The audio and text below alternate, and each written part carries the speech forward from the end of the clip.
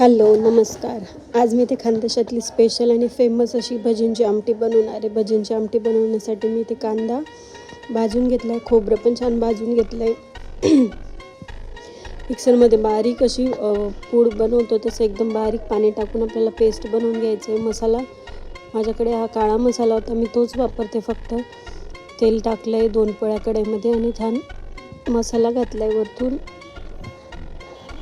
आणि आपण जे मसाल्याचं वाटण वाटलं होतं ते पण छान तेलात परतून घ्यायचं. अशी तरी येते मस्त छान. वरतून मीठ टाकलेलं होतं त्याच्यामुळे. आणि गरम पाणी मी इथे ॲड केलं आहे. आपल्याला जेवढं पातळ हवं आहे किंवा मग आपल्याला जितकी बनवायची तसं आपण बनवून घ्यायचं. वरतून कोथिंबीर ॲड करायची. बघा मस्त उकळी काढायची 5 ते 7 मिनटं. इथे भजीचं जसं आपण बॅटर बनवतो सेम भज्या काढून घ्यायच्या आपल्याला. कांदे आपल्याला टाकले असते टाकायचे.